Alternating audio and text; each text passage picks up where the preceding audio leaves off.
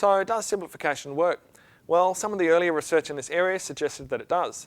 Our working colleagues in 1977 found that when they rewrote instructions using psycholinguistic principles, jurors' comprehension of those instructions improved. Now, these findings have been criticised because they assess comprehension using the paraphrase test, which critics such as Severance and Loftus argue tests memory rather than comprehension. Other types of tests, such as multiple choice tests that has been used by researchers like Brewer and colleagues in 2004, and looking at whether jurors use directions, such as in a research by Rose and Ogloff in 2001, also suggest that simplification can improve comprehension. Now, it's quite possible, though, that even if jurors understand the directions they're given, they might not follow them. It's also possible that jurors might reach good or reasonable decisions, even if they don't understand the directions themselves. It's true, though, that some legal commentators would argue that a decision isn't sound unless it's based on the correct legal principle. So, will jurors follow the instructions if they've been simplified? Well, this depends on what we assume about how jurors make decisions. We spent some time talking about this in a previous presentation.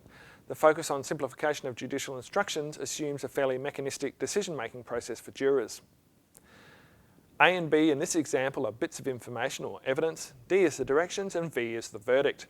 This is an abstract representation of an algebraic model of jury decision-making, similar to the algebraic models of person perception that were popular for a while. Now, according to this model, as long as jurors can understand the directions, they'll combine the evidence, A and B, in appropriate manner, taking into account the ways that they are meant to use the evidence as indicated in the directions, D, to arrive at a verdict, V. The assumption that just simplifying instructions should fix the issue, unfortunately, doesn't deal with any of the later stage of information processing that perceivers are thought to engage in when evaluating judicial instructions, which are really just actually persuasive messages. According to Maguire's model of persuasion, there are additional steps before and after comprehension that a message must survive to have an impact. Crucially, not only do jurors have to comprehend what they're being asked to do, but they have to accept that this is the correct way to make the decision, and then also be able to remember the instruction and apply it in their decision making. This assumption is also inconsistent with what we know about how jurors make decisions and what they're asked to rely on, which is their common sense. In an earlier video, we talked about Pennington and Hasti's story model of jury decision making. Now remember, in that model, jurors create a story to help make sense of the evidence as it's presented at the trial. This model implies that merely understanding directions will not necessarily lead to information being combined in the desired way. Even if jurors understand directions, they might not actually use those directions in making decisions, if doing so would be incompatible with the story they've generated to understand the evidence. So perhaps the best way to encourage jurors to make decisions in legally appropriate ways is not to tell them what to do, but to set up their decision-making task in a way that naturally guides them to make their decision in the appropriate way. Question trials, which turn the problem of applying abstract legal rules to the facts of the case into direct questions of facts about the current case, are being used in some jurisdictions like New Zealand.